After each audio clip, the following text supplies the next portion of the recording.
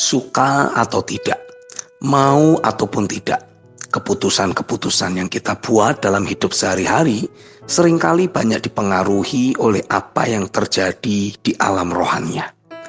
Perhatikan ayat-ayat ini.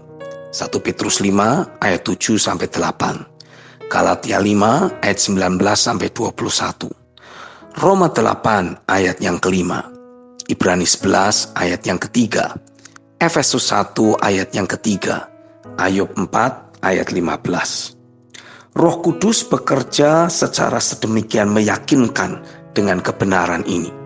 Sebab hal itu memberikan keyakinan iman bahwa tidak ada yang mustahil bagi Tuhan. Di alam lahiriah ada banyak hal yang sulit untuk terjangkau, teratasi, dan mengalami perubahan. Upaya manusiawi yang kita lakukan seringkali menciptakan banyak benturan dan dampak negatif yang cukup buruk. Jika seandainya kita bisa bergerak di dalam roh secara tepat, maka kita akan melihat perubahan di alam lahiriah dapat terjadi begitu saja tanpa perlu ada benturan yang menyakitkan. Saya mendapati sarana kita untuk bergerak dalam roh dapat kita lakukan melalui kuasa doa.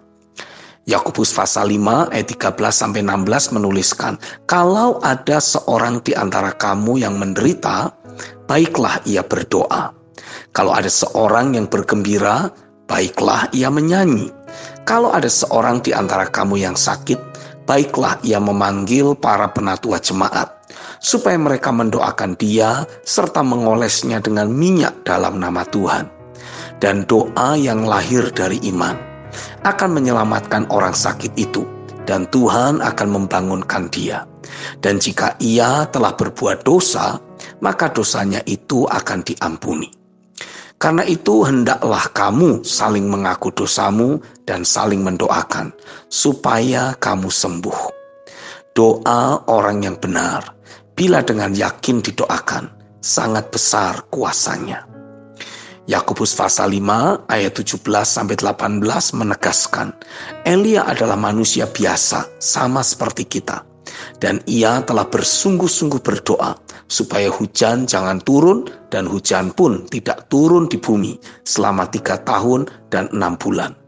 Lalu ia berdoa pula dan langit menurunkan hujan dan bumi pun mengeluarkan buahnya. Yang pertama, melalui doa kita dapat memberikan pengaruh ilahi terhadap orang-orang yang selama ini mengeraskan hati dan tidak mau berubah. Orang-orang itu biasanya sulit kita jangkau dengan kata-kata, sebab akan selalu berakhir dengan benturan atau perselisihan yang tidak perlu.